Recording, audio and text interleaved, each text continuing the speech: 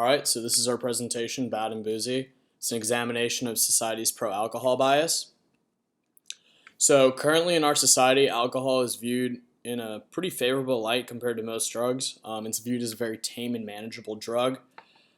Teenagers are indoctrinated through society into alcohol use early in high school, college parties. Binge drinking is seen as the norm for this segment of the population. And while officially the medical community does caution against alcohol use, especially excessive alcohol use, the level of stigma attached to drinking is nowhere near the level of prejudice that's attached to drug use. We can see this through our media. So James Bond is basically a full-blown alcoholic, and yet to most he's the prototypical image of masculinity and sex appeal. In The Hangover, we have three young professionals who, after an excessive amount of drinking throughout the night, have no idea what happened, and we know this is targeting the young professional segment of society because Stu is a dentist. Project X targets high schoolers. It's a movie about a bunch of high schoolers who are super lame, and they get a bunch of alcohol and have a huge party at their house, and it makes them super popular. And we even see this targeted towards little kids. Captain Jack Sparrow is also an alcoholic, in addition to being a pirate, and he's incredibly suave, and as you can see, he likes rum. Now, looking at drug use in the movies, a very different light is cast upon drugs. So with cocaine, we can see it in Scarface. Tony Montana's character is a drug lord whose close family becomes addicted to cocaine along with Tony. This leads to the downfall of him and his loved ones. They all basically go crazy. In Requiem for a Dream, we see heroin and amphetamine use among most of the main characters. And it's an incredibly heart-wrenching story that does not have a very happy ending. In Pulp Fiction, Mia overdoses after doing cocaine, and after doing heroin, which she thought was cocaine, and she has to be revived using adrenaline. Again, a negative light there. And in Forrest Gump, Jenny, who's Forrest's love interest throughout the whole movie, she turns to heroin and cocaine to help her problems, and she eventually dies due to a disease that's supposed to be AIDS, but is never overtly said in the movie. So historically looking at these drugs, cocaine, heroin, alcohol, they've been around for quite some time, or at least their early progenitors have. So with cocaine, we saw early coca use among the Inca people. They'd chew it to help get their hearts beating pretty fast to help deal with the high altitude that they were accustomed to living at. The cocaine that we know today was invented in 1898. Heroin has been around as early opium poppy usage was seen as early as 3400 BCE in the Mesopotamian Crescent. Diamorphine, which is what heroin is actually, was purified in 1874. Both of these were essentially banned with the passage of the Harrison Act of 1914 that levied insane taxes upon these drugs to the point where it became pretty much uneconomical to have them. Alcohol has been around since the early 10,000 BCE. As you know, we tried to ban alcohol in 1919 with the Prohibition Amendment, and that didn't work out so well, so we had to go back and backtrack our steps a little, and we repealed it with the 21st Amendment in 1933. So now let's look at drugs today. Alcohol is obviously legal because of the repeal of Prohibition, but the other drugs are still illegal.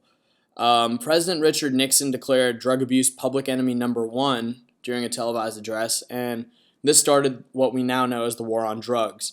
So the U.S. federal government has been throwing an immense amount of resources trying to lower drug use in this country. And while it was initially successful for the first couple of years, it's actually become more of a problem than it has a problem solver. A lot of these studies that have been done on the drug war show that current policy is incredibly ineffective, and the funds could better be spent. This may be because the drug trade is an inelastic market. The users who want these drugs, they really need these drugs, and they don't really care what the price is. And increasing the cost for dealers just means that cost for the dealers is being transmitted to the end user. So while we're trying to fight these drugs, we're not really winning. But alcohol, on the other hand, remains legal. And why is that?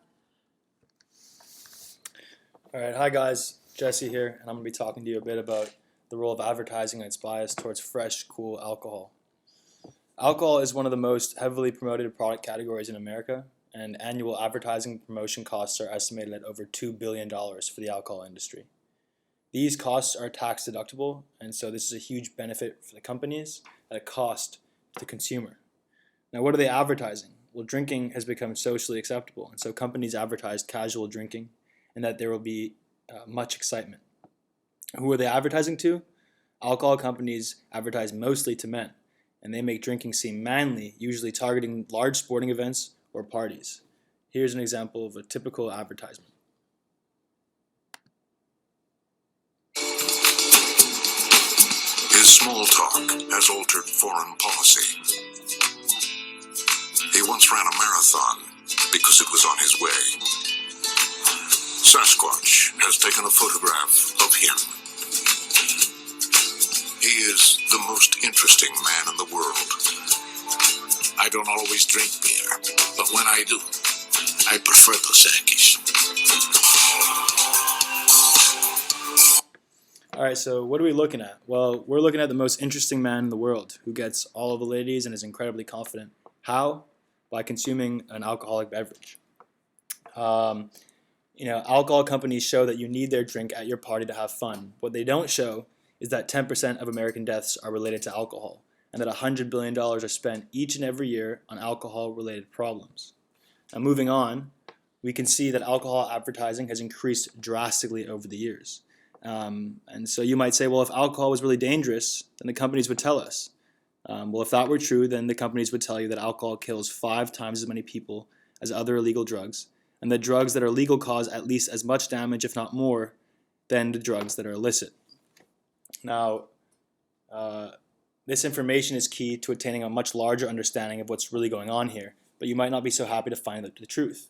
One study, called The Impact of Alcohol Advertising and Media Exposure on Adolescent Alcohol Use, concludes that alcohol advertising promotion increases the likelihood that adolescents will start to use alcohol and to drink more if they are already using alcohol. And so looking at this graph, we should be very afraid for our children. And moving on, another study looks at alcohol advertising disproportionately targeting black youth. And so this study from the Johns Hopkins Bloomberg School of Public Health points out that despite the fact that African American youth drink less alcohol than youth from other racial groups, African Americans between the ages of 12 and 20 are disproportionately exposed to greater amounts of alcohol advertising. And this is because black youth tend to consume more media. So here's an example.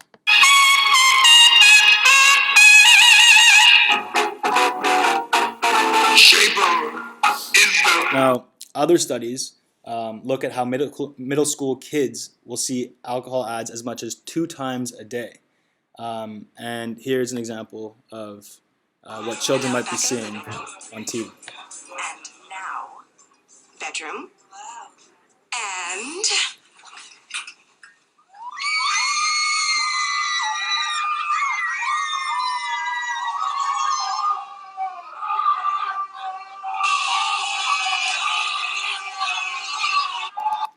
Just know that kids' decisions to drink don't suddenly come up in college.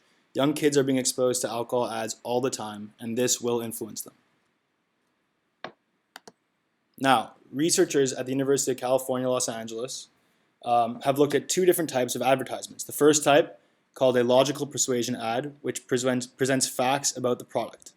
The second type is a non-rational influence ad, which circumvents consumers' conscious awareness by depicting a fun, vague, or sexy scene that seems to have nothing to do with the product.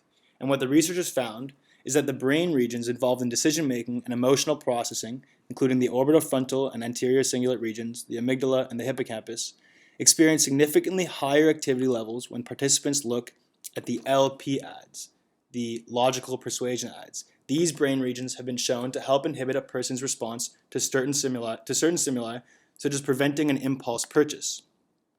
Now, when participants viewed the NI advertisements, the non-rational advertisements, these regions of the brain did not show activity levels that were as high as what the individuals experienced when they viewed the logical ads. And these results suggest that the lower levels of brain activity from ads employing NI images could lead to less behavioral inhibition, which could translate to less restraint when it comes to buying products like alcohol. Now,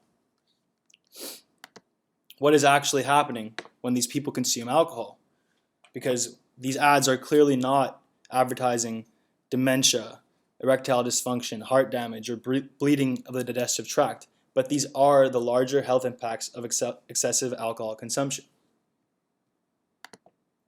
So let's take a look at the neurobiology. The developing brain in the teenage years is where most of the unnecessary connections are removed or pruned away. Pruning and myelination occurs gradually over the years and are greatly influenced by our experiences and interaction with the outside world, including the alcohol and drugs we choose to take. Now, if you've had anything to drink, you probably noticed some of the effects of alcohol. But what is actually happening inside your brain when we drink? Well, if you've had anything to drink, you might probably notice these effects. Neurotransmitters can either be excitatory, meaning they stimulate brain activity, or inhibitory, meaning they slow down brain activity. The brain has to maintain a careful chemical balance between these two types of neurotransmitters. When alcohol is introduced to this finely tuned system, it will act as an agonist or booster to certain chemicals in the brain's internal reward system. Alcohol also acts as an agonist to inhibitory neurotransmitters, increasing their ability to slow down brain functions. Simultaneously, it acts as an antagonist to excitatory neurotransmitters, decreasing their ability to stimulate brain activity. Now, when you combine ramped up inhibitory neurotransmitters with dulled down excitatory neurotransmitters, all of your brain's different parts and functions become very slow, which can cause a wide range of physical, mental, and emotional effects. The cerebral cortex, when hit with alcohol, will inhibit your ability to think clearly. The cerebellum, under the influence, will affect your ability to walk or drive. The hippocampus, if overconsumption ensues, will lead to short-term memory loss and even blackouts. And lastly, the medulla and hypothalamus, which are involved in the processes such as breathing, heart rate, and digestion, will result in slow breathing or slow heart rate if too much alcohol is introduced. So you might be saying, all right, alcohol has some very bad effects, but heroin, crack cocaine, meth, all these other drugs have way worse effects. That's why they're illegal, right? Well, according to a study by David Nutt that was published in The Lancet, a very popular medical journal, alcohol has the highest risks overall. So he compared the harm to others and the harm to the user itself and found that alcohol was incredibly dangerous compared to heroin, crack cocaine, etc., etc. And now you might say after seeing this study, well, I mean, yes, maybe these harms are there, but like crime, cocaine causes more crime. Crack cocaine causes even more crime than alcohol use does, right? Well, David Nutt went a step further and compared these drugs and those possibilities. So here now he's also examining crime. Here he's examining injury, dependence, etc., etc. And still, alcohol comes out on top. Now the reason we separated this graph into two sections is to show you that alcohol, heroin, and crack cocaine are the top three. And drugs that are still illegal in today's society, such as ketamine and ecstasy, LSD, mushrooms, these don't even break into this higher section over here. So there's clearly a bias for alcohol.